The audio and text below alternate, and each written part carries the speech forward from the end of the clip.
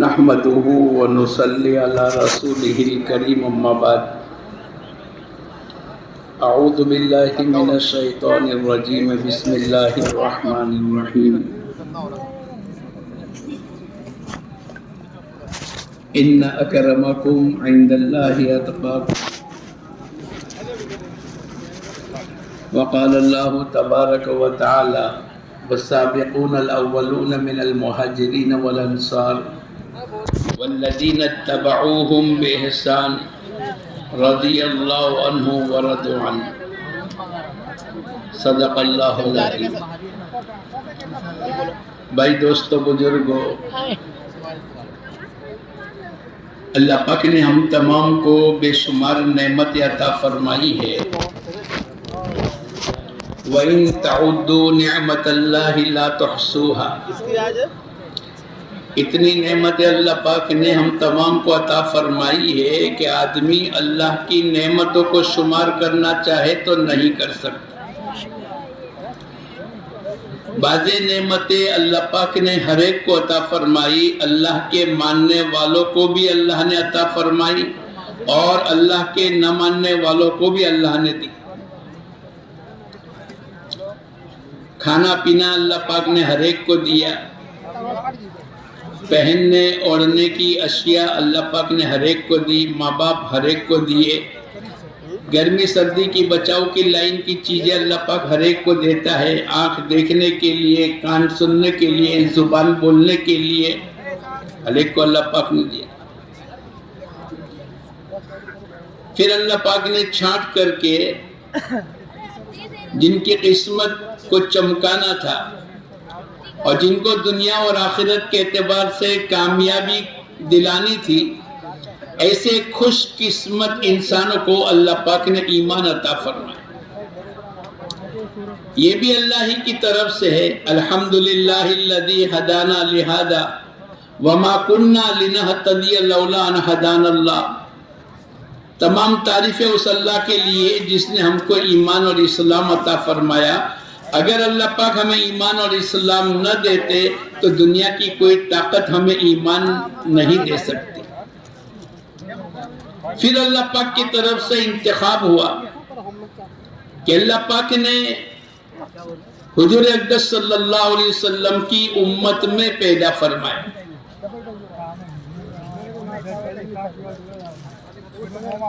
پھر اس پر مزید اللہ پاک کی طرف سے انتخاب یہ ہوا کہ اللہ پاک نے نبیوں والے کام کے ساتھ ہم تمام کی نسبت عطا فرمائی، اور پھر اللہ پاک کی طرف سے یہ طے شدہ بات ہے اِنَّا لَنَنْصُرُ رُسُلَنَا وَالَّذِينَ آمَنُوا فِي الْحَيَاةِ الدُّنْيَا وَيَوْمَ يَقُومُ الْأَشْهَادُ۔ جیسے ہم انبیاء علیہ السلام کی مدد کرتے ہیں، ایسے ایمان والے کی اس دنیا میں اور وَيَوْمَ يَقُومُ الْأَشْهَادُ، قیامت کے دن بھی مدد کریں گے۔ میں اور آپ اللہ کا شکر ادا کریں۔ اے اللہ، تو نے ہم کو اجتماع میں پہنچا دیا، تو نے دعوت کی محنت کے ساتھ نسبت عطا فرمائی۔ ہم اور نبیوں والا کام، یہ آنکھیں جنہوں نے غلط استعمال کیا، یہ زبان جو پوری زندگی غلط بولی، یہ پیر غلط استعمال ہوئے ہیں، اور پھر بھی اللہ پاک کی طرف سے بڑا کرم اور رحم کا معاملہ ہوا کہ اللہ پاک نے نبیوں والے کام کے ساتھ ہمارا ایک تعلق پیدا کر دیا، ہمیں نسبت عطا فرمائی، اور نسبت کے بدلنے سے قیمت اور عزتیں بدل جاتی ہیں۔ ایک پتھر اگر کسی بیت الخلا میں لگا ہے تو اس پر لوگ گندگی کریں گے، بغیر جوتے کے آدمی نہیں جائے گا، لیکن اگر یہ پتھر کی نسبت کسی مسجد سے ہو گئی، لوگ اس کو پاک صاف رکھیں گے، وہاں سجدہ ہوگا، وہاں نمازیں ہوگی۔ پتھر تو پتھر ہے، لیکن اس کی نسبت بدل گئی، اس کی نسبت اللہ کے گھر کے ساتھ ہو گئی، اس کی نسبت مسجد کے ساتھ ہو گئی، اللہ پاک اس کی قیمت کو بڑھا دیتا ہے۔ میری اور آپ کی نسبت حضور اقدس صلی اللہ علیہ وسلم کے کام کے ساتھ ہو گئی، نبیوں والے کام کے ساتھ اللہ پاک نے ہماری نسبت کو جوڑ دیا۔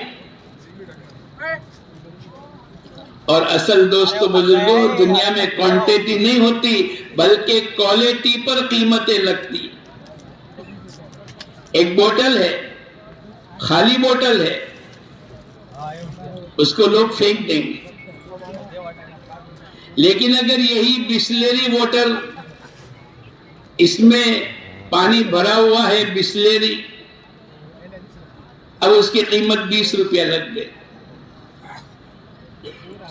اسی بوتل کے اندر اگر تیل بھرا ہوا ہے تو اس کی قیمت 100 روپے لگ گئے۔ اسی بوتل میں شہد بھرا ہوا ہے، بوتل تو وہی ہے، ظرف تو وہی ہے، لیکن مظروف بدل گیا۔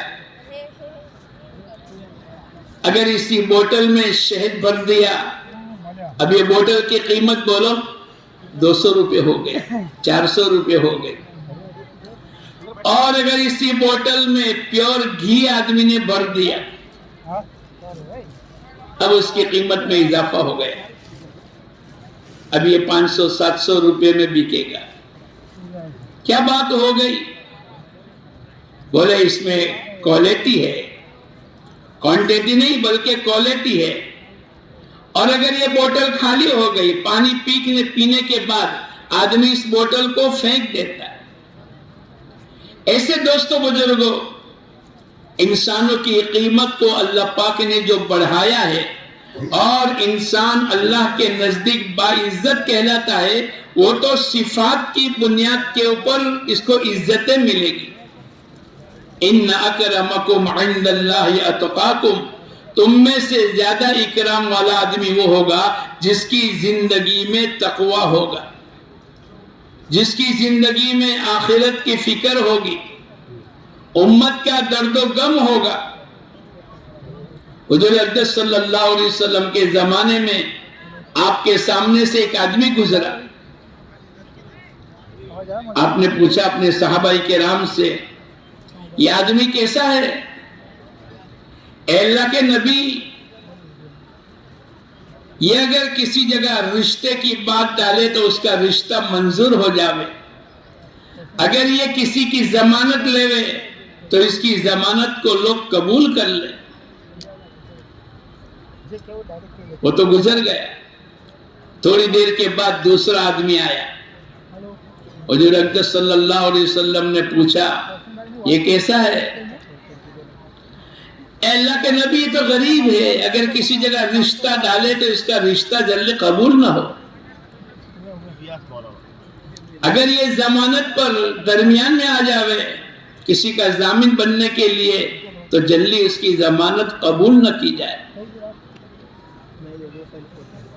حضور اقدس صلی اللہ علیہ وسلم نے قیامت تک ہم تمام کو صفات کی بنیاد کے اوپر اللہ پاک کے نزدیک کتنی عزتیں ملتی ہے اور اللہ کے نزدیک اس کا مرتبہ کیا ہے، حضور اقدس صلی اللہ علیہ وسلم نے فرمایا، پہلا جو مال والا ہے وجاہت والا ہے، اگر ایسوں سے پوری دنیا بھی بھر جاوے، اس کے بالمقابل کے اندر یہ دوسرا جو غریب ہے لیکن ایمان والا ہے، صفات والا ہے، یہ پوری تمام چیزوں سے فوقیت لے جائے گا۔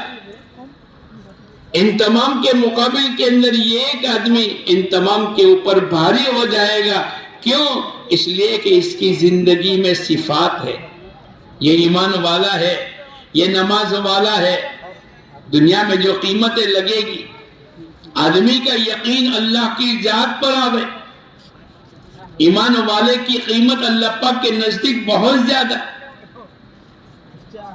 ابراہیم علیہ السلام کی نگاہ ایک اکیلے اللہ ہی پر جمی ہوئی ہے۔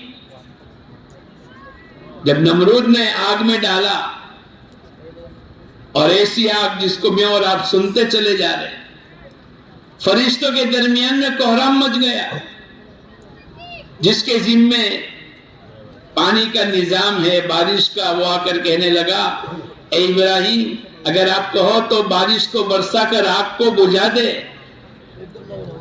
جس کے ذمے ہوا کا نظام ہے وہ آ کر کہنے لگا اے ابراہیم اگر آپ کہو تو ہوا کو چلا کر آگ کو بجھا دے۔ لیکن ابراہیم علیہ السلام کی نگاہ بولو کس پر تھی؟ ایک اکیلے اللہ پر تھی۔ ہماری نگاہ بھی ایک اکیلے اللہ ہی پر ہو۔ ذالک الکتاب لا ریب فیہ، یہ وہ کتاب ہے جس میں ذرہ برابر بھی شک کی گنجائش نہیں۔ اللہ کے جتنے وعدے ہیں وہ یقین، اللہ پاک کی طرف سے جتنے قصے بیان کیے وہ یقینی ہے، قوموں کے عروج و زوال کے واقعات یقینی ہے، جنت اور جہنم کا تذکرہ یقینی ہے، اعمال کے اوپر زندگیوں کا بننا اور بدعمالی پر زندگیوں کا بگڑنا یہ یقینی بات ہے۔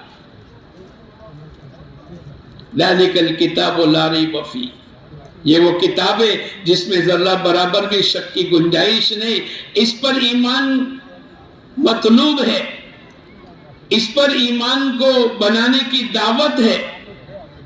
تو ابراہیم علیہ السلام نے فرشتوں سے کہا اگر تم اللہ کے حکم کی بنیاد کے اوپر آئے ہو تو جو اللہ نے کہا ہے وہ کر لو، اور اگر تم اپنی بنیاد کے اوپر اپنے طور پر آئے ہو فلا حاجت لی، میرے کو تمہاری کوئی ضرورت نہیں، اس لیے کہ میرا اللہ دیکھنے والا ہے۔ جب اللہ پاک نے دیکھا میرے خلیل کا یقین میری ذات پر ہے اور اس کی نگاہ میرے اکیلے پر جمی ہوئی ہے، اب اللہ پاک نے فرشتوں کو درمیان سے ہٹا دیا اور اس کا تذکرہ اللہ پاک نے قرآن پاک میں فرمایا، آگ کو ڈائریکٹ حکم دے دیا یا نار کونی برداً و سلام علی ابراہیم، اے آگ ٹھنڈی اور سلامتی والی ہو جا ابراہیم پر۔ یہ مطلوب ہے، نبیوں والے کام کے ساتھ نبیوں والی صفات کا ہونا یہ لازمی ہے۔ انبیاء علیہ السلام کی نگاہ ایک اکیلے اللہ ہی پر جمی ہے اور اللہ ہی سے ہونے کا یقین ہے۔ ہماری تمہاری زندگیوں میں ہماری نگاہ کسی اور اسباب پر نہ جاوے، ہماری نگاہیں دنیا کی مادیت پر نہ جاوے، یہ تو سب ختم ہو جانے والی ہے۔ لیکن ابراہیم علیہ السلام نے جیسے فرشتوں سے کہا ایسے ساری دنیا کے انسانوں کے بیچ میں ایک اکیلے اللہ سے ہونے کا یقین پیدا کرنا ہے۔ حضور اقدس صلی اللہ علیہ وسلم غار ثور میں ہے، ابو بکر صدیق رضی اللہ تعالیٰ عنہ آپ کے ساتھ ہے، اور مکے کے لوگوں میں اعلان ہو چکا جو نعوذ باللہ لے کر آئے گا اس کو 100 اونٹ انعام میں دیے جائیں گے۔ اب لوگ تلاش کرتے ہوئے غار ثور کے منہ تک پہنچ گئے۔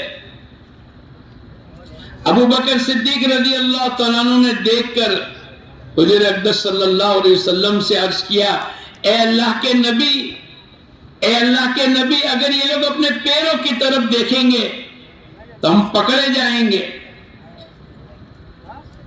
اگر یہ اپنے پیروں کی طرف نیچے کی طرف دیکھیں گے تو ہم پکڑے جائیں گے۔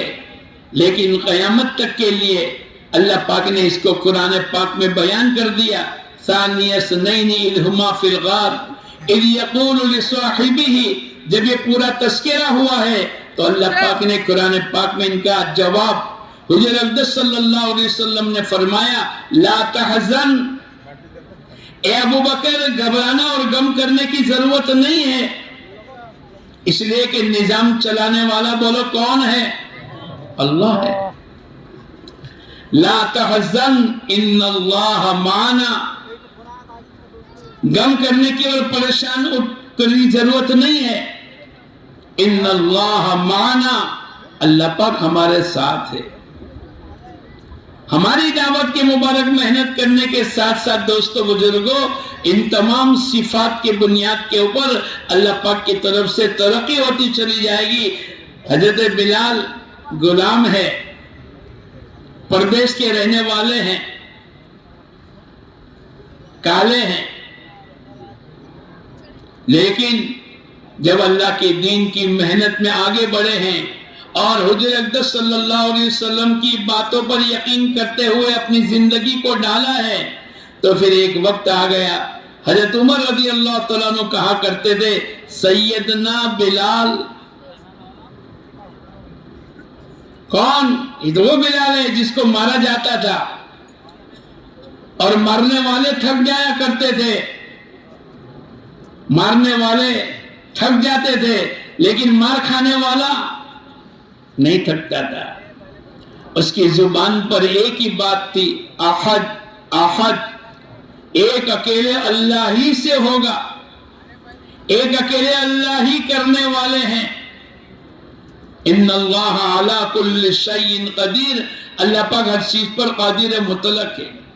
وہ کامیابی کی شکل میں انسانوں کو ناکام کر دے اور ناکامی کی شکل میں انسانوں کو کامیاب کر دے، وہ ذلت کی شکل میں انسانوں کو عزت کے مینارے پر بٹھاوے اور عزت کی شکل میں انسانوں کو ذلت کے گھڑے میں ڈال دے، وہ موت کی شکل میں انسانوں کو زندگی دے اور زندگی کی شکل میں انسانوں کو فنا کے گھاٹ اتارے، وہ کن فیکن کا مالک ہے، فعال لما یرید ہے، اس کا ارادہ واجب الوجود ہے، وہ جو چاہتا ہے دنیا میں وہی ہوگا۔ ساری دنیا کی طاقتیں مل کر اگر کسی کو نقصان پہنچانا چاہے اور اللہ نہ چاہے تو ساری دنیا کی طاقتیں بیکار ہے۔ حضرت بلال کو کہاں سے اٹھایا اور کہاں تک اللہ پاک نے پہنچا دیا؟ حضور اقدس صلی اللہ علیہ وسلم کہنے لگے بلال کیا بات ہے، میں نے دیکھا کہ تم میرے آگے آگے جنت کی طرف آگے آگے بڑھ رہے ہو، کیا بات ہے، ایسا کون سا عمل ہے؟ اے اللہ کے نبی، جب میرا وضو ٹوٹ جاتا ہے میں وضو کر لیتا ہوں، 2 رکعت تحیت المسجد کی پڑھ لیتا ہوں، تو کتنے آگے بڑھے؟ حضور اقدس صلی اللہ علیہ وسلم جنت میں داخل ہوں گے اور آپ اونٹنی پر سوار ہوں گے اور آپ کی نکیر پکڑنے والے حضرت بلال ہوں گے۔ وہ ایمان اور یقین کی طاقت تھی۔ سفر اور حضر کے مؤذن بنے۔ قیامت کے دن سب سے اونچی گردن ان اذان دینے والوں کی ہوگی۔ ایسی دنیا میں زندگی گزار کر کیا ہے؟ یہ ہماری پہلی شرط ہے۔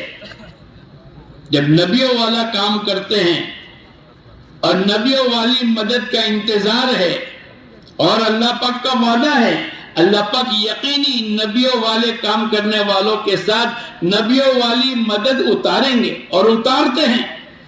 اِنَّا لَنَنْصُرُ رُسُلَنَا وَالَّذِينَ آمَنُوا فی الحیات الدنیا ویوم یقوم الاشہاد۔ ہمیں شک کی گنجائش نہیں، کیسے ہوگا، کیوں کر ہوگا، نہیں۔ عدی ابن حاتم آئے، حضور اقدس صلی اللہ علیہ وسلم کی خدمت میں پہنچے، بہت دور و دراز بھاگ گئے، پھر واپس آئے۔ وہ قصہ تو بہت بڑا ہے، میں آپ کو مختصر بات کرنا چاہتا ہوں۔ عدی ابن حاتم جب پہنچے، صحابہ کرام خوش ہو گئے، حاتم طائی کا بیٹا ہے۔ حضور اقدس صلی اللہ علیہ وسلم نے 2 جملے ارشاد فرمائے، اسلم تسلم، اسلام میں داخل ہو جا، سلامتی کے ساتھ زندگی گزارے گا۔ اسلام کی برکت سے سلامتی ملے گی، یہ قیامت تک کے لیے۔ صرف عدی ابن حاتم سے نہیں کہا، سلامتی کے ساتھ زندگی ملے گی۔ عدی ابن حاتم نے کہا، اے اللہ کے نبی، میں بھی ایک مذہب پر ہوں۔ حضور اقدس صلی اللہ علیہ وسلم نے فرمایا، تیرا مذہب تجھ سے زیادہ میں جانتا ہوں، تیرے مذہب میں یہ چیز جائز نہیں ہے لیکن تو اس کو کرتا ہے۔ اس نے قبول کیا۔ پھر آگے دوستو بزرگوں، اس دعوت کے اور دین کی مبارک محنت کے نتیجے پر اللہ پاک دنیا میں کیا کیا چیزیں عطا فرمائیں گے۔ اسی لیے اللہ پاک قرآن پاک میں فرماتے ہیں قُلْ هَذِهِ سَبِيلِي أَدْعُو إِلَى اللَّهِ عَلَى بَصِيرَةٍ، اے نبی جی اعلان کر دو، ساری دنیا کے پیدا کرنے والے خدا کی طرف سے اعلان ہو رہا ہے، اور قرآن پاک کے ذریعے سے ہمیں بتلایا جا رہا ہے۔ قل، اے نبی جی کہہ دو، اعلان کر دو، هَذِهِ سَبِيلِي، یہ میرا راستہ ہے، ادعو الی اللہ، میں لوگوں کو اللہ کی طرف بلاتا ہوں۔ کیسے بلاتا ہوں؟ علی بصیرۃ، پورے یقین کے ساتھ۔ یہ دعوت کی مبارک محنت کرنے والوں کے لیے ضروری ہے کہ وہ بھی پورے یقین کے ساتھ دعوت دیں۔ قل هذه سبیلی ادعو الی اللہ علی بصیرۃ انا ومن اتبعنی، پورے یقین کے ساتھ میں لوگوں کو اللہ کی طرف بلاتا ہوں، پورے یقین کے ساتھ، میں اور میرے ماننے والوں کا کام یہی ہے۔ یہ ہمارے لیے شرط کے درجے پر ہے کہ دعوت کی محنت کرنے والوں کا یقین اللہ کی ذات پر ہو، دعوت کی محنت کرنے والے پورے یقین کے ساتھ اللہ کے وعدے، اللہ پاک کی طرف سے جتنے وعدے ہیں، وَالَّذِي أَرْسَلَ رَسُولَهُ بِالْهُدَى وَدِينِ الْحَقِّ لِيُظْهِرَهُ عَلَى الدِّينِ كُلِّهِ وَلَوْ كَرِهَ الْمُشْرِكُونَ۔ حضور اقدس صلی اللہ علیہ وسلم کی بعثت کا مقصد اللہ نے قرآن پاک کے ذریعے سے بتلایا، اللہ پاک دین اسلام کو غلبہ نصیب کرے۔ حضور اقدس صلی اللہ علیہ وسلم محنت کر کے آ رہے ہیں، آپ کی محنت کے نقشے کو اللہ پاک نے قرآن پاک میں کھینچا ہے۔ آپ کیسی محنت کرتے تھے؟ قرآن پاک میں فرمایا سبحاً طویلا، آپ لمبا تیرتے تھے۔ ایک آدمی چلنے والا تو اٹک جا سکتا ہے، بیٹھ کر اپنے تکان کو دور کرنے کے لیے تھوڑی دیر کہیں سائے میں بیٹھ سکتا ہے، لیکن ایک آدمی سمندر میں تیرنے والا اگر چلتے چلتے اٹک کر بیٹھ جاوے، بولو یہ بیٹھنے کی گنجائش ہے؟ بولو یہ بیٹھ سکتا ہے؟ اللہ پاک نے قرآن پاک میں فرمایا سبحاً طویلا، لمبا تیرنا، اپنی منزل تک پہنچنا۔ یہ مثال اور تشبیہ دی حضور اقدس صلی اللہ علیہ وسلم کی محنت کو۔ حضور اقدس صلی اللہ علیہ وسلم محنت کر کے آ رہے، آپ کا چہرہ بھی غبار آلود ہے، آپ کے کپڑے بھی غبار آلود ہے، آپ کا بدن بھی تھکا ہوا ہے، صرف 2.5 گھنٹے کی محنت نہیں ہوتی تھی، پورا دن آپ محنت میں لگاتے تھے۔ جب شام کے وقت میں آئے، آپ کا چہرہ، آپ کے کپڑے، آپ کا بدن تھکا ہوا ہے۔ آپ کی بیٹی زینب پانی کا پیالہ لے کر آگے بڑھ رہی ہے، ابا جان کے چہرے کو دھلاتی جا رہی ہے اور روتی جا رہی ہے۔ ابا جان، آپ اپنے آپ کو اتنا کیوں تھکاتے ہو؟ دشمنوں نے آپ کے ساتھ کیا معاملہ کیا ہے؟ لیکن دوستو بزرگوں، پہلی شرط یہ تھی، اس دعوت کی محنت کرنے والے پورے یقین کے ساتھ محنت کرے، اس کے نتیجے پر اللہ ہر کچے پکے مکان میں حضور اقدس صلی اللہ علیہ وسلم کے دین کو داخل فرمائے گا۔ یہ اللہ کا وعدہ ہے۔ تو بیٹی کہنے لگی ابا جان، آپ اپنے آپ کو اتنا کیوں تھکاتے ہو؟ اور دشمنوں نے آپ کے ساتھ کیا معاملہ کیا ہے؟ حضور اقدس صلی اللہ علیہ وسلم نے فرمایا میری بیٹی، تیرے والد کو اللہ نے کام دیا ہے، کام، اور اس کام کے نتیجے پر اللہ پاک کی طرف سے وعدہ ہے، اللہ پاک کی طرف سے وعدہ ہے، ہر کچے پکے مکان میں تیرے باپ کے لائے ہوئے دین کو اللہ داخل کرے گا۔ ارے بولو کون داخل کرے گا؟ وَرَأَيْتَ النَّاسَ يَدْخُلُونَ فِي دِينِ اللَّهِ أَفْوَاجًا۔ قسمیں کھانے والے، ہم پہاڑ کی چوٹی پر سے گر جائیں گے، ہم سمندروں میں چھلانگ لگا دیں گے لیکن محمد عربی کے کلمے کو قبول نہیں کریں گے، لیکن اللہ پاک کی طرف سے اللہ پاک نے اپنا وعدہ پورا کیا۔ میں اور آپ بھی اس یقین کی بنیاد کے اوپر آگے بڑھے، ماحول سے متاثر ہونے کی ضرورت نہیں۔ جیسے عدی ابن حاتم کو حضور اقدس صلی اللہ علیہ وسلم نے فرمایا، عدی اسلام میں داخل ہو جا، سلامتی کے ساتھ زندگی گزارے گا۔ پھر ہم تمام کے لیے بہت بڑا سبق بنا۔ اس نے کہا کہ میں بھی ایک مذہب پر ہوں، آپ نے کہا کہ تیرے مذہب کو تجھ سے زیادہ میں جانتا ہوں۔ پھر آپ نے کہا تیرے کو اس بات نے روک کے رکھا ہے، تو اس بات میں شک میں ہے کہ میرے ماننے والے غریب مسلمان ہیں، فارس کے رہنے والے سلمان ہیں، حبشہ کے رہنے والے بلال ہیں، روم کے رہنے والے سہیب ہیں۔ یہ کمزور مسلمان ہے۔ پھر آپ نے کہا قیامت تک اس دعوت کی محنت کرنے والوں کو دھارس بندھوائی اور آپ نے ہمت افزائی کی بات کی۔ آپ محنت کرتے چلے جاوے، آپ اپنے جان و مال کو لگاتے چلے جاوے اور نتیجہ اللہ پاک یقینی طور پر دکھلائے گا۔ حضور اقدس صلی اللہ علیہ وسلم نے عدی بن حاتم سے کہا ان طالت حیاتوں کا، اللہ تیری زندگی کو لمبی کرے، تو دیکھے گا اس دعوت اور دین کی مبارک محنت کے نتیجے پر اللہ پاک دنیا کے اندر امن و امان کو قائم کریں گے۔ ان الذین آمنوا ولم يلبسوا ایمانہم بظلم اولئک لہم الامن وہم مہتدون۔ یہ اللہ پاک کی طرف سے وعدہ ہے، ایمان اور عمل صالحہ کے ساتھ زندگی چلی اور گناہ اور ظلم اس میں شامل نہیں ہوا، اللہ پاک فرماتے ہیں پھر اللہ پاک دنیا میں امن و امان کو قائم کریں گے اور ایسے لوگ دنیا میں ہدایت یافتہ ہوں گے۔ عدی تو دیکھے گا دنیا میں اللہ پاک چین، سکون، اطمینان، امن و امان کو قائم کریں گے۔ ایک عورت ہیرا سے چلے گی، آپ نے پوچھا تو ہیرا کو جانتا ہے؟ ہیرا کو دیکھا ہے؟ نہیں دیکھا تو نہیں، میں نے سنا ہے۔ آپ نے آگے ارشاد فرمایا ایک عورت ہیرا سے آئے گی، بیت اللہ کا طواف کرے گی اور ایسے امن و امان ہوگا، کوئی اس کی طرف برائی سے دیکھنے والا نہیں ہوگا۔ پھر آپ نے دوسری پیشن گوئی فرمائی، عدی اس دعوت اور دین کی مبارک محنت کے نتیجے پر اللہ پاک کسریٰ کے خزانے مسلمانوں کے ہاتھوں میں فتح کرائے گا۔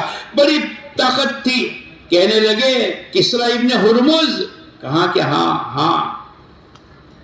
اور تیسری بات یہ فرمائی اس دین اور دعوت کی مبارک محنت سے اللہ پاک ایسے مال کی فراوانی عطا فرمائیں گے کہ زکوٰۃ کا لینے والا کوئی نہیں ہوگا اور زکوٰۃ کا دینے والا مال لے کر چکر کاٹے گا، ہر آدمی یوں کہے گا کہ میں بھی مالدار ہوں۔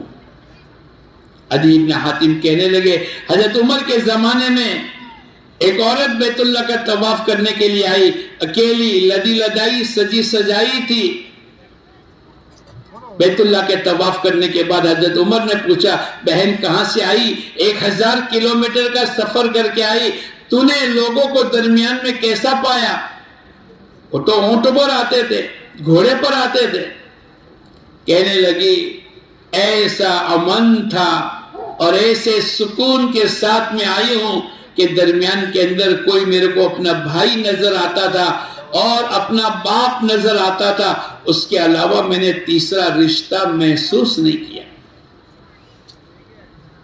پھر آپ نے جو دوسری پیشن گوئی فرمائی تو کہنے لگے اس معرکہ میں بھی موجود تھا جہاں اللہ پاک نے کسریٰ کو فتح کیا،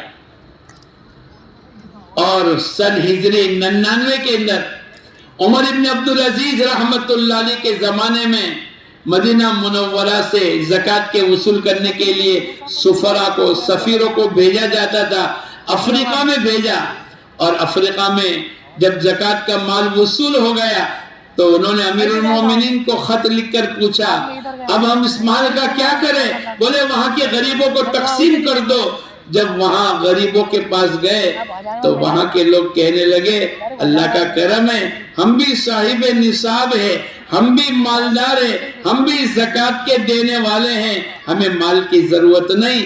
مال دینے والا چکر لگاتا رہا لیکن مال لینے کے لیے کوئی تیار نہیں۔ حضور اقدس صلی اللہ علیہ وسلم کی پیشن گوئی ہے، اللہ پاک مال کے اندر فراوانی عطا فرمائیں گے۔ سن ہجری 99 کے اندر دعوت و عزیمت کے اندر مولانا علی میاں ندوی رحمت اللہ علیہ نے اس کو لکھا ہے کہ سن ہجری 99 عمر ابن عبدالعزیز رحمت اللہ علیہ کے زمانے خلافت کے اندر یہ بات وجود میں آئی۔ حضور اقدس صلی اللہ علیہ وسلم نے کتنے سال پہلے فرمائی تھی۔ میں اور آپ بھی اسی یقین کے ساتھ چلے، اللہ اس کے رسول نے جو کچھ بتلایا ہے وہ یقینی بات ہے۔ ساری دنیا کی آنکھیں غلط دیکھ سکتی ہے، ساری دنیا کی زبانیں بدل سکتی ہے، لیکن میرے نبی کی بات کبھی بھی غلط ارے بولو نہیں ہو سکتی۔ ابو درداء رضی اللہ تعالیٰ عنہ مسجد میں بیٹھے ہیں، باہر سے ایک آدمی خبر لے کر آیا، ابو درداء آگ لگی ہے اور ہوا بھی چل رہی ہے، آپ جلدی سے جاؤ اپنے مکان کی حفاظت کرو، میرے مکان کو آگ نہیں لگ سکتی۔ پھر آگے دوسرے نے کہا ابو درداء محلے میں آگ لگی ہے، میرے مکان کو آگ نہیں لگ سکتی۔ تیسرے نے آ کے خبر دی، ابو درداء رضی اللہ تعالیٰ عنہ کہنے لگے میرے مکان کو آگ نہیں لگ سکتی ہے۔ چوتھے آدمی نے آ کر خبر دی، اے ابو درداء محلے میں آگ لگی تھی اور ہوا بڑی تیزی کے ساتھ چل رہی تھی، آگ لگتے لگتے آپ کے مکان کے قریب آ کر بجھ گئی۔ یہ کیسے ہو گیا؟ وہ پہلے تین جنہوں نے خبر دی اور آپ کے کچھ شاگرد بیٹھے تھے، اے ابو درداء کوئی دوربین نہیں، کوئی کیمرہ نہیں، اور آپ مسجد میں بیٹھ کر پورے یقین کے ساتھ کہنے لگے میرے مکان کو آگ نہیں لگ سکتی۔ آج کل تو آدمی بمبئی بھی جاتا ہے تو بولو اپنے کارخانے کو دیکھ لیتا ہے، لیکن وہ زمانہ وہ نہیں تھا۔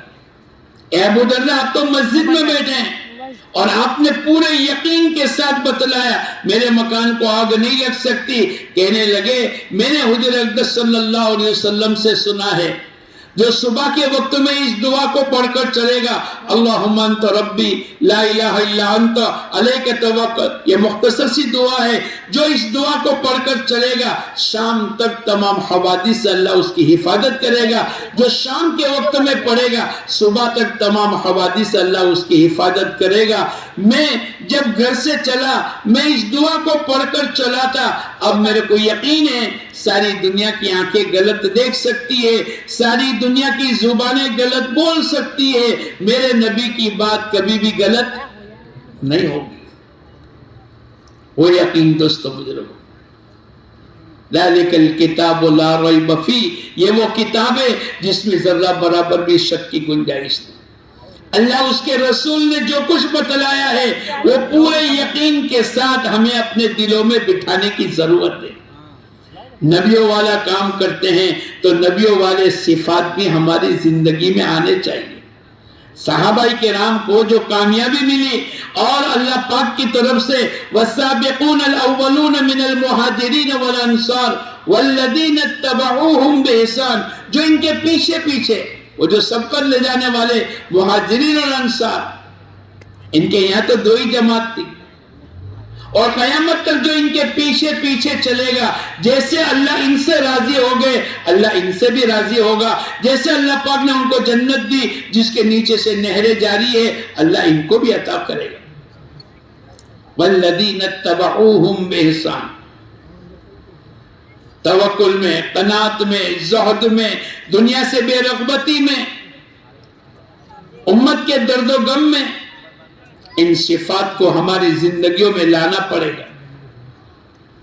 ہماری قیمت صفات کی بنیاد کے اوپر آگے بڑھے گی۔ مولانا یوسف صاحب رحمت اللہ علیہ فرمایا کرتے تھے دائی کی مثال تو آفتاب اور سورج کی طرح ہے۔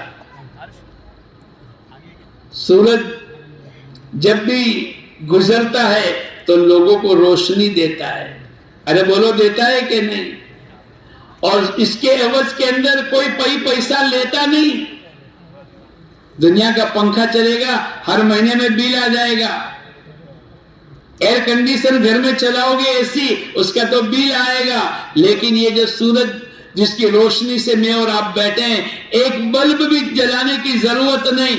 فرماتے ہیں دائی کی مثال تو سورج کی طرح ہے، وہ جہاں جائے وہاں دین کو پہنچاتا رہے، وہ روشنی ڈالتا چلا جاوے، لوگوں کو اندھیرے سے اجالے میں لاتا رہے، لوگوں کی جہالت کو علم سے بدل دے، لوگوں کی غفلت کو اللہ کی یاد سے بدل دے۔ صحابہ کرام نے اپنی زندگیوں کو ایسی بنائی تھی اور ساری دنیا کے انسانوں کے بیچ میں کہتے تھے کونو مثلنا، ہمارے جیسے ہو جاؤ۔ وہ صفات تھے، وہ زندگیاں تھی، وہ اللہ کے احکامات تھے، وہ حضور اقدس صلی اللہ علیہ وسلم کی باتوں پر یقین ہے۔ ابو ذر غفاری رضی اللہ تعالیٰ عنہ، زندگی کا آخری وقت ہے، مقام ربضہ میں آپ کو حضرت عثمان غنی رضی اللہ تعالیٰ عنہ نے وہاں ٹھہرنے کے لیے کہا تھا۔ زندگی کا آخری وقت آ گیا۔ ابو ذر، ان کی بیوی اور ان کی بیٹی، یہ تین اکیلے آدمی ہیں۔ بیوی رو کر کہنے لگی واہ کربا واہ حزنا۔ شوہر نے پوچھا کیا بات ہو گئی؟ زندگی کا آخری وقت ہے اور ہم تو جنگل بیابان میں ہیں، کوئی آبادی نہیں۔ آپ کے انتقال کے بعد کون غسل دے گا، کون کفنائے گا، کون جنازے کی نماز پڑھے گا، کون آپ کو دفن کرے گا؟ لیکن ابو ذر غفاری کو یقین ہے۔ حضور اقدس صلی اللہ علیہ وسلم نے ایک موقع پر چند صحابہ کرام کی موجودگی میں آپ نے کہا تھا تم میں سے ایک آدمی آخری دودھ پیے گا اور دنیا سے رخصت ہو جائے گا، تم میں سے ایک آدمی اس عمل کو کرتے ہوئے دنیا سے رخصت ہو جائے گا۔ پھر یوں فرمایا تم میں سے ایک آدمی یعیش وحیداً، اکیلا زندگی گزارے گا، وَيَمُوتُ وَحِيدًا، اکیلے اس کی موت آئے گی، وَيُصَلِّ عَلَيْهِ طَائِفَةٌ مِّنَ الْمُؤْمِنِينَ، مسلمانوں کی جماعت جنازے کی نماز پڑھائے گی۔ اپنی بیوی سے کہنے لگے نہ میں جھوٹ بولتا ہوں نہ مجھ سے جھوٹ کہا گیا ہے۔ آپ لوگ کون سے گروپ میں ڈالتے ہیں؟ نظر یہ آ رہا ہے کہ کوئی نہیں، لیکن اللہ اس کے رسول کی باتوں پر یقین ہے۔ ان صفات کی بنیاد کے اوپر حضور اقدس صلی اللہ علیہ وسلم نے قیامت تک کے لیے میرے صحابہ ستاروں کی طرح ہے، جو ان میں سے کسی کی بھی اقتداء کرو گے اللہ پاک ان کی کشتی کو کنارے پر لگا دے گا۔ ایک محنت ہے، صفات کے لانے کی محنت ہے، اور اس کے نتیجے پر اللہ پاک دنیا کے اندر صفات کو، اعمال نبوی کو زندہ کرے گا۔ جیسے آفتاب جہاں جاتا ہے وہاں روشنی دیتا چلا جاتا ہے، یہ دائی جہاں کہیں بھی جائے گا ایمان کی لہریں اٹھے گی، ان کی تقوی کی بنیاد کے اوپر وہاں تقوی منتقل ہوگا، وہاں زہد و قناعت منتقل ہوگا۔ ان کی نماز کو دیکھ کر لوگ اپنی نماز کو صحیح کریں گے، ان کے عمل کو دیکھ کر، ان کی سنت والی زندگی کو دیکھ کر لوگ اپنی زندگی کو بناتے چلے جائیں گے۔ ابو ذر غفاری نے کہا جا چوراہے پر کوئی جماعت آوے تو اس کو بلا کے لیا۔ بیوی کہنے لگی عراق سے آنے والے حج کے لیے جانے والوں کے لیے تو یہ رستہ بیچ میں یہ مقام آتا ہے، اب تو حج کا زمانہ پورا ہو گیا، کیسے لوگ آئیں گے اور کیسے آپ کی جنازے کی نماز پڑھی جائے گی؟ لیکن یہ کہا نہ میں جھوٹ بولتا ہوں نہ مجھ سے جھوٹ بولا گیا ہے، پورے یقین کی بات ہے، میرے ساتھ جتنے تھے ان تمام کو دنیا سے اللہ پاک نے اٹھا لیا، وہ دنیا سے رخصت ہو گئے، اب میں اکیلا رہا۔ اور حضور اقدس صلی اللہ علیہ وسلم نے فرمایا ہے اکیلا زندگی گزارے گا، اکیلی موت آئے گی اور مسلمانوں کی جماعت ان کی جنازے کی نماز پڑھائے گی۔ کتنا یقین! ان صفت کی بنیاد کے اوپر اللہ پاک دنیا کے اندر آگے بڑھاتے ہیں۔ ایک دن پورا گزر گیا، کوئی نظر نہیں آیا، واپس آ گئی بیوی، پھر دوسرے دن بھیجا، دوسرے دن بھی کچھ نہیں ہوا، واپس آ گئی اور ان کی طبیعت بگڑتی چلی گئی، یہ سکرات کی حالت میں آتے چلے گئے۔ تیسرے دن کے اندر اپنی بیوی سے کہا جاؤ، اور جب آخری وقت تھا بیوی وہاں انتظار میں ہے اور اپنی بیٹی کو بلا کر یوں کہا بیٹی بکری کے بچے کو ذبح کر کے کھانا پکا لے، کچھ مہمان آنے والے ہیں، ابھی آئے نہیں ہیں لیکن یقین ہے یعیش وحیداً اکیلے زندگی گزارے گا، ویموت وحیداً اکیلے موت آئے گی، اور اس کے بعد یہ فرمایا مسلمانوں کی جماعت جنازے کی نماز پڑھائے گی، وہ میں اکیلا ہی تو باقی رہ گئے۔ اور دور سے غبار اڑتا ہوا نظر آیا، ابو ذر غفاری کی بیوی نے اپنا دوپٹہ حرکت میں کیا، وہ متوجہ ہوئے اور قریب آ کر پوچھنے لگے بہن کیا مسئلہ ہے؟ بولے تمہارے بھائی ابو ذر آخری وقت میں ہیں، چلو یہ 30 کا قافلہ ہے، عبداللہ ابن مسعود رضی اللہ تعالیٰ عنہ کے ساتھ آئے ہوئے ہیں۔ جب پہنچے تو زندگی کے آخری لمحات میں تھے، لیکن زندگی میں تقوی ہے۔ کیا کہا؟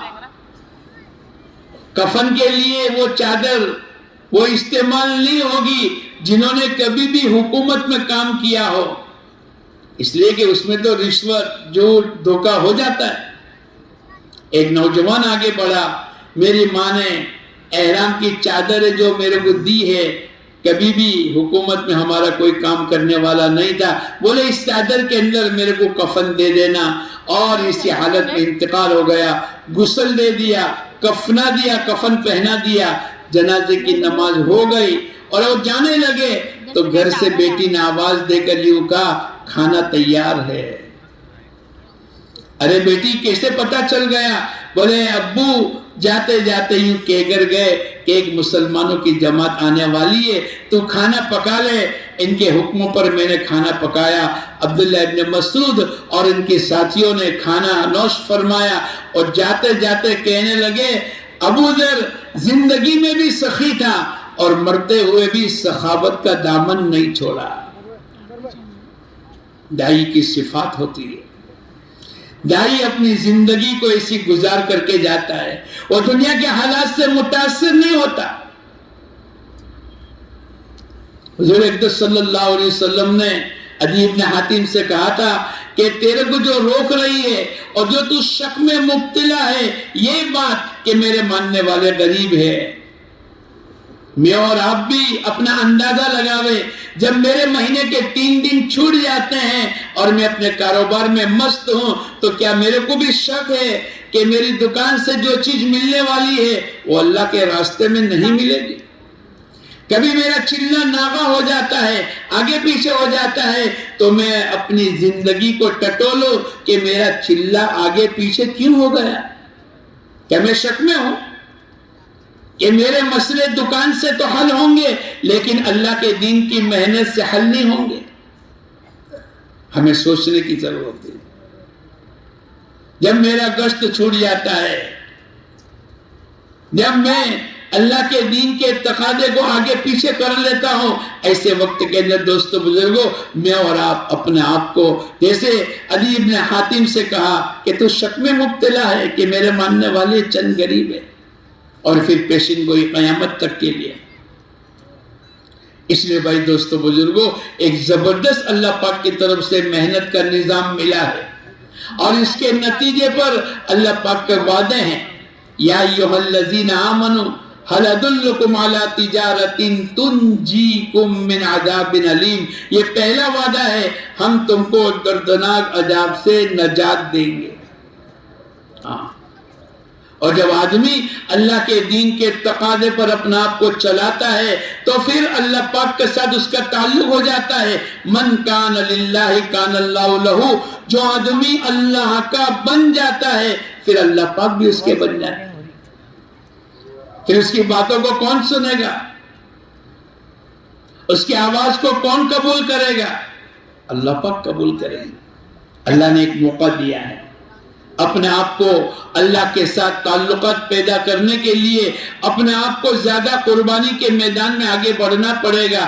کیسا؟ جیسے ام ایمن رضی اللہ تعالیٰ عنہ ہجرت کرنے کی نیت سے چلی ہے اور مکے سے مدینہ جا رہی ہے اور روزے کی حالت ہے اور شام کا وقت ہے اور افطاری کی کوئی چیز نہیں، اس نے اللہ سے کہنا شروع کیا، اللہ کے ساتھ تعلق ہے، اللہ کے ساتھ جان پہچان کی ہے، اللہ کے ساتھ تعلقات کی بنیاد کے اوپر اس نے اللہ سے کہا، اے اللہ میں مسافر ہوں، افطاری کا وقت ہے، میرے پاس کوئی انتظام نہیں ہے۔ اللہ پاک نے آسمان سے ڈول اتارا۔ پانی کا ڈول کہاں سے اترا بولو؟ پانی کا ڈول تو زمین سے کنویں سے نکلتا ہے، لیکن اللہ نے آسمان سے اتارا۔ کیا بات ہو گئی؟ من کان للہ کان اللہ لہو، جو آدمی اللہ کا بن جاتا ہے پھر اللہ پاک اس کے بن جاتا ہے۔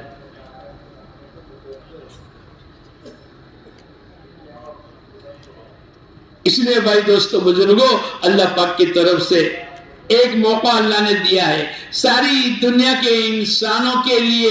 اللہ پاک نے ہم تمام کو ایک کام دیا ہے اور پورے یقین کے ساتھ کرنے والا کام ہے۔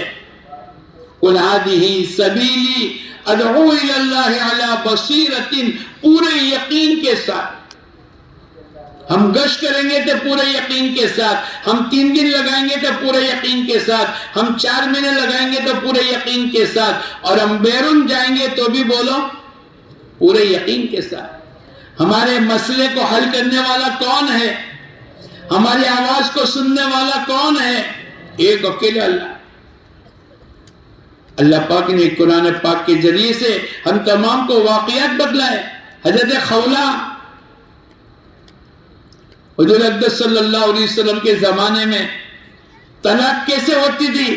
اگر تو شوہر اپنی بیوی سے کہہ دے اگر تو میری ماں کی پشت کی طرح ہے تو وہ بیوی کو طلاق ہو جاتی تھی۔ حضرت خولہ کے شوہر نے ان کو طلاق دے دی۔ اب یہ آئے حضور اقدس صلی اللہ علیہ وسلم کی خدمت میں، اے اللہ کے نبی، میرے شوہر نے میرے کو یوں کہا کہ تو میری ماں کی پشت کی طرح ہے، اب میرا کیا ہوگا؟ حضور اقدس صلی اللہ علیہ وسلم نے فرمایا طلاق ہو گئی، تو اس کے اوپر حرام ہو گئی۔ اے اللہ کے نبی، میں تو بوڑھی ہو گئی، میرے تو بچے بھی ہیں، اب میرے سے کون شادی کرے گا؟ اے اللہ کے نبی، کوئی نظر ثانی کیجئے۔ لیکن یہ تو شریعت کا، جب تک کہ کوئی ایسی بات نہیں آئی وہاں تک یہ بات چلی رہی تھی کہ اگر کسی نے اپنی بیوی سے کہہ دیا تو یہ طلاق واقع ہو جاتی۔ یہ دوسری مرتبہ آئی، اے اللہ کے نبی، میں بوڑھی ہو گئی، میرے بچے ہیں، اب میں شادی کے قابل نہیں رہی، کون مجھ سے شادی کرے گا؟ اے اللہ کے نبی، اس مسئلے کا حل کیجئے۔ حضور اقدس صلی اللہ علیہ وسلم خاموش ہو گئے، لیکن اللہ کے ساتھ تعلق ہے، اللہ کے سنانے کی پوری طاقت رکھتے ہیں۔ اللہ میری بات کو سنے گا، اور اللہ نے قرآن پاک کے ذریعے سے ہمیں بتلایا، جو آدمی اللہ کے سامنے دعاؤں کے ذریعے سے اللہ سے مانگتا ہے، اللہ پاک اس کی مانگوں کو پوری کر لیتے ہیں۔ اللہ کے ساتھ تعلق ہے۔ جب آدمی کا تعلق کسی کے ساتھ ہوتا ہے تو آدمی کو ایک طاقت آ جاتی ہے، اس کا تعلق اللہ کے ساتھ ہے۔ اس نے اپنے اللہ کے ساتھ صلح کر لی۔ جو آدمی اپنے رب کے ساتھ صلح کر لے گا، اللہ اس کے اور بندوں کے درمیان میں بھی صلح واقع کر دے گا۔ من اصلح، جو آدمی اللہ اس کے درمیان اپنی صلح کر لیتا ہے، اللہ کی بات کو مان کر زندگی کو گزارتا ہے، پھر اللہ اس کے اور بندوں کے درمیان کے حالات کو صحیح کر دے گا۔ حضرت خولہ کہنے لگی، اگر آپ میری بات کو نہیں سنتے تو میں اپنے رب کو سناؤں گی۔ قد سمع اللہ قول التی تجادلک فی زوجہا وتشتکی الی اللہ۔ اللہ کے سامنے شکایت کرنے لگی۔ اللہ پاک تو تمام چیزوں کو دیکھنے والے، سننے والے تھے، ان کے آپس کے مباحثے کو بھی سن رہے تھے۔ اب اللہ پاک کی طرف سے جو فیصلہ ہوا ہے حضرت خولہ کے متعلق ہوا، اگر کسی نے ایسا کہہ دیا ہے تو ایک غلام آزاد کر لو، 60 مسکینوں کو کھلا دو، اتنے روزے رکھ لو، تمہاری طلاق رجوع ہو جائے گی۔ قیامت تک کے لیے اللہ کے ساتھ ایسا تعلق ہے کہ اللہ پاک نے قرآن پاک کے اندر ان کا تذکرہ فرمایا، قد سمع اللہ قول التی تجادلک فی زوجہا۔ ایک مرتبہ حضرت عمر رضی اللہ تعالیٰ عنہ جا رہے تھے اور حضرت خولہ کی ملاقات ہو گئی، آپ کھڑے رہے اور حضرت خولہ کہنے لگی، اے عمر تو پہلے عمر ہی تھا، پھر اللہ پاک نے تیرے کو عمر بنایا، پھر اللہ نے تیرے کو امیر المومنین بنایا۔ اب یہ باتیں کر رہی ہے اور حضرت عمر امیر المومنین کھڑے ہیں، آپ کے ساتھ چند صحابہ کرام بھی کھڑے ہیں۔ جب یہ عورت اپنی بات کو پورا کر لیا تو لوگوں نے پوچھا، امیر المومنین یہ کون بڑی عورت تھی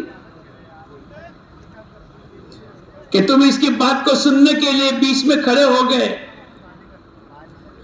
ارے اس کی بات تو اللہ نے آسمان کے اوپر سنی ہے، میں اس کی بات نہیں سنوں گا تو کس کی بات سنوں گا؟ یہ تعلقات تھے۔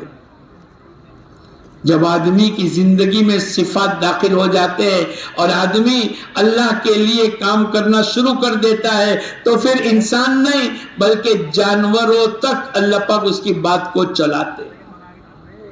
آج ہماری بات ہماری بیوی نہیں مانتی، ہمارا بچہ نہیں مانتا، ہمارا خادم نہیں مانتا ہے،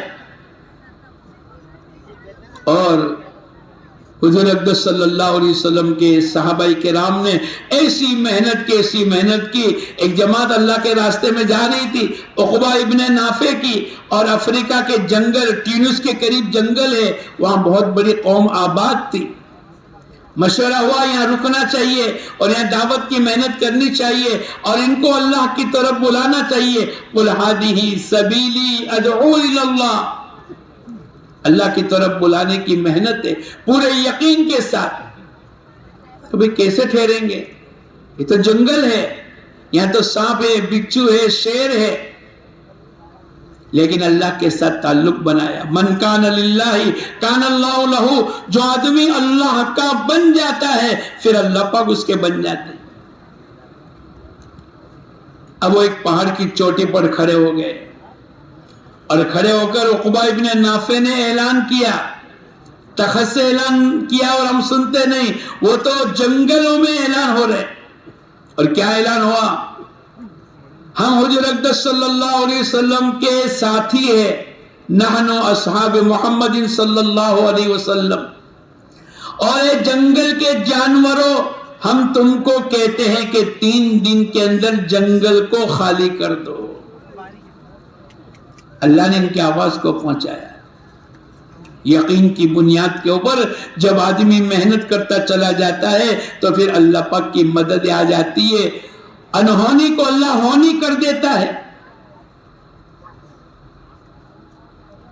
اعلان کیا، ہم حضور اقدس صلی اللہ علیہ وسلم کے صحابی ہیں اور ایک جنگل کے جانوروں 3 دن کو تم کو مہلت دی جاتی ہے، 3 دن کے اندر اپنا پورا جنگل کو خالی کر دو۔ سانپ اپنے بچے کو لے کے جا رہا ہے، شیر اپنے بچے کو لے کے جا رہا ہے، بچھو اپنے بچوں کے ساتھ جا رہا ہے، اور 3 دن کے اندر جنگل خالی ہو گیا۔ کتنا بڑا ایریا، 19 کلومیٹر ہے، 11-12 ہزار کا لشکر ہے اور 11 صحابی رسول ہے، لیکن ان کی برکت سے اللہ پاک کی طرف سے ایک نظام چلا، اور کیسا زبردست نظام چلا کہ 3 دن کے اندر جنگل خالی ہو گیا۔ اور محنت کے نتیجے پر جب 3 دن کے درمیان کے اندر جنگل خالی ہو گیا تو وہ قوم جو وہاں برسوں سے بس رہی تھی، انہوں نے دیکھا کہ یہ کیا کیفیت ہے، یہ کیا آواز ہے، یہ کیا حکومت ہے، اور جانوروں تک کے اوپر ان کی حکومت چل رہی ہے، اور ان کی آواز کے اوپر پورے جنگل کے جنگل خالی ہو گئے۔ ان کے اس عمل کی بنیاد کے اوپر اللہ پاک نے وہاں کے رہنے والے قبیلہ جتنے بھی تھے اور جتنے بھی تھے ان تمام میں ہزاروں کو اللہ پاک نے ہدایت عطا فرمائی۔ ایک محنت ہے دوستوں، یہ مجمع حضور اقدس صلی اللہ علیہ وسلم کا امتی ہے، اور آپ ساری دنیا کے انسانوں کے لیے رحمت بنا کر آئے ہیں۔ اب قیامت تک کے لیے کوئی نبی آنے والے نہیں ہیں، عالمی نبی کے عالمی امتی ہے۔ میں اور آپ کون ہے بولو؟ عالمی نبی کے عالمی امتی ہے۔ ہم صرف دنیا کے لیے، مہاراشٹر کے لیے، ہندوستان کے لیے پیدا نہیں ہوئے، بلکہ ہم تو بولو پوری دنیا کے لیے۔ وَمَا أَرْسَلْنَاكَ إِلَّا رَحْمَةً لِلْعَالَمِينَ۔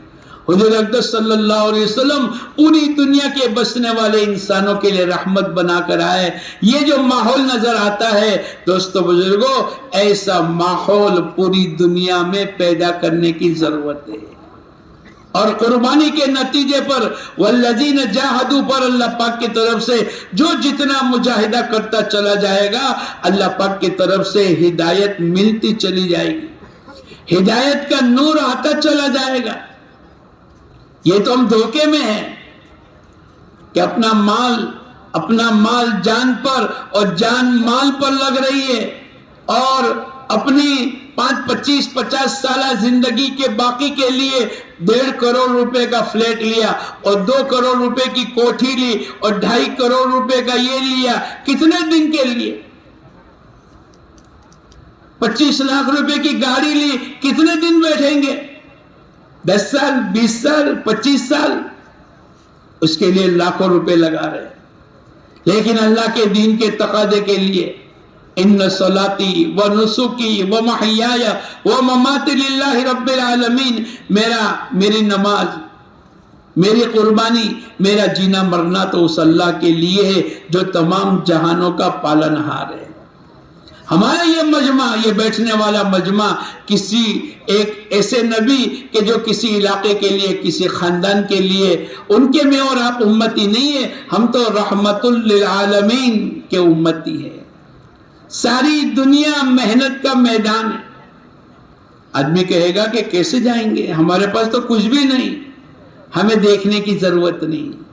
فَإِذَا عَزَمْتَ فَتَوَكَّلْ عَلَى اللَّهِ، اگر تو کسی بات کو طے کر لیتا ہے، پختگی کے ساتھ تو طے کر لیتا ہے، تو پھر اللہ پاک فرماتے جب تو نے طے کر لیا اب تو اللہ پر بھروسہ کر لے۔ اور اللہ پاک دوسری جگہ فرماتے وَمَن يَتَوَكَّلْ عَلَى اللَّهِ فَهُوَ حَسْبُهُ، جو آدمی اللہ پر بھروسہ کرے گا اللہ پاک اس کے لیے کافی ہو جائیں گے۔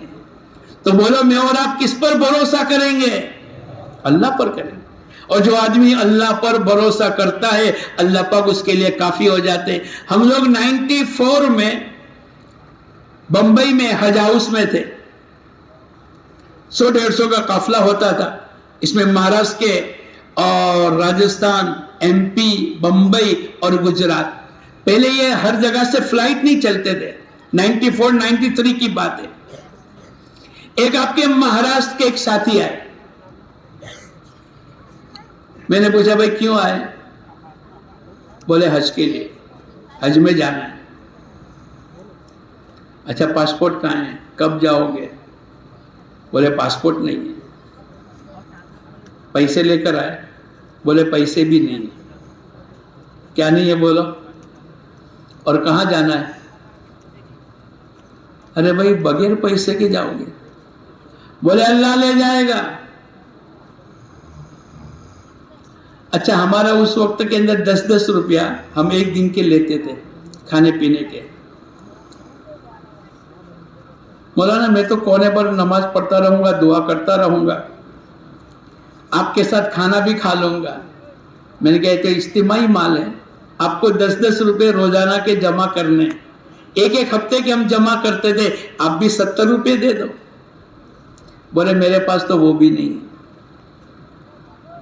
ارے بولو مہاراشٹر کا تھا، مہاراشٹر کا، میں نام نہیں لیتا کہاں کا تھا، میں ان کو جانتا ہوں۔ ہمارے ایک ساتھی کہنے لگے مولانا ان کی طرف سے 70 روپے میں جمع کر دیتا ہوں۔ اچھا ٹھیک ہے۔ اب وہ تو نماز میں، دعا میں، وَاسْتَعِينُوا بِالصَّبْرِ وَالصَّلَاةِ، نماز اور صبر کے ذریعے سے اللہ کی مدد کو اترواؤ۔ میں نہیں کہتا کہ آپ بھی اس طریقے سے چلے، لیکن یقین کی بنیاد کے اوپر، بھروسے اللہ کی۔ ہمارے پاس کچھ بھی نہیں ہے لیکن اسباب کو مہیا کرنے والا بولو کون ہے؟ اللہ ہے۔ آدمی کھڑا تو ہوئے، آدمی نیت کا اظہار تو کرے۔ نیت المومن خیر من عملی، مومن کی نیت اس کے عمل سے بہتر ہے۔ پہلے نیت کرنی پڑے گی، پھر اللہ پاک عمل کرنے کی توفیق عطا فرمائیں گے۔ تو فلائٹ تو روزانہ چلتے تھے بمبئی سے، ایک مدراس کے حاجی صاحب آئے, مولانا میرے سینے میں بہت درد ہے, کوئی میرے کو رہبر چاہیے, میں ہاسپٹل میں تھوڑا دکھلا کے آؤں. میں نے کہا ہمارے پاس ایک آدمی ہے, قریب کے ایک ہاسپٹل ہے. وہ گئے اور جا کر شام کو آئے. میں نے پوچھا بھائی کیا ہوا؟ بولے مولانا مائنر اٹیک ہے, چھوٹا سا. تو تم کیسے کرو گے؟ پرسوں تو آپ کا جہاز ہے.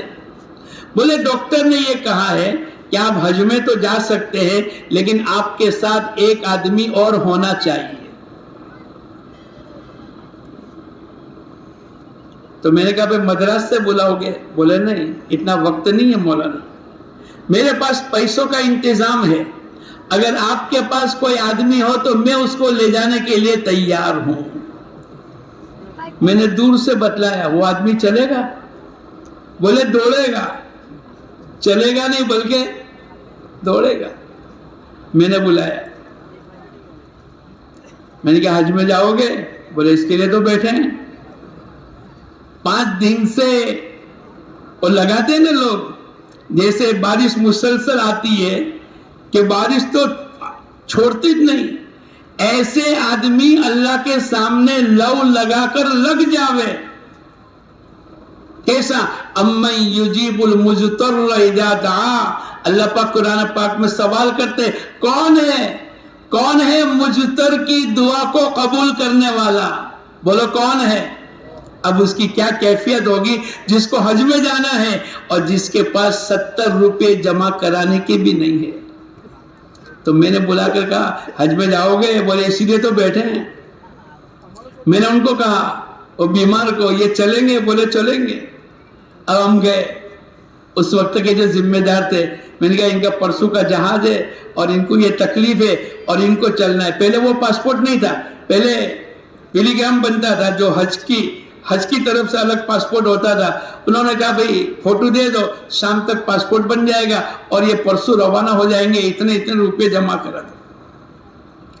2 دن کے بعد وہ جب مسافہ کرنے کے لیے آئے, کون؟ وہ مہاراج کے ساتھی, کہنے لگے مولانا میں حج کے لیے جا رہا ہوں. میں نے نہیں کہا تھا جب تم نے پہلا سوال کیا تھا کہ مولانا میرے کو تم نے پوچھا کیوں آئے, تو میں نے کہا حج میں جانے کے لیے میں آیا ہوں. دیکھو آج میرا اللہ میرے کو لے جاتا ہے. بولو لے جانے والی ذات کس کی ہے؟ اللہ کی. میں اور آپ اس وقت کے اندر ہمارا مجمع پورے سکون کے ساتھ بیٹھا رہے. ایک عمل کرنا ہے دوستو بزرگوں, ہمارا یہ مجمع بیٹھنے والا پرانوں کا مجمع ہے جن کے 4 مہینے لگے ہیں. آج تو اس مجمع میں نیت کرو, انشاءاللہ دنیا کے جس ملک کا بھی مشورہ ہو جائے گا, عالمی نبی ہے, عالمی نبی کے عالمی امتی ہے, عالم کی ذمہ داری ہم تمام کے کندھوں پر ہے. یہ مجمع نیت کرو, انشاءاللہ ہم سب بیرون 4 مہینے لگائیں گے. لگاؤ گے. اتنی بھاری آواز سے میں بولتا ہوں اور تم مل کر بھی اتنی آواز, ارے بھائی لگاؤ گے؟ کون نیت کرتا ہے لگائیں گے؟ تو کھڑے ہو جاؤ. بیرون کے تقاضے پر, اللہ کے وعدوں پر یقین کرتے ہوئے اپنے آپ کو پیش کر دو.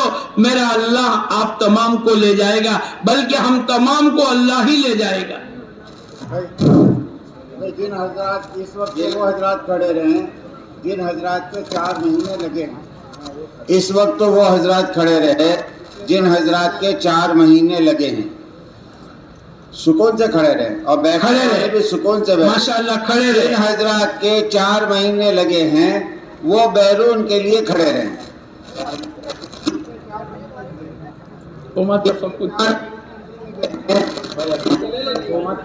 بھیجیں گے, ان کے 4 مہینے لگتا ہے.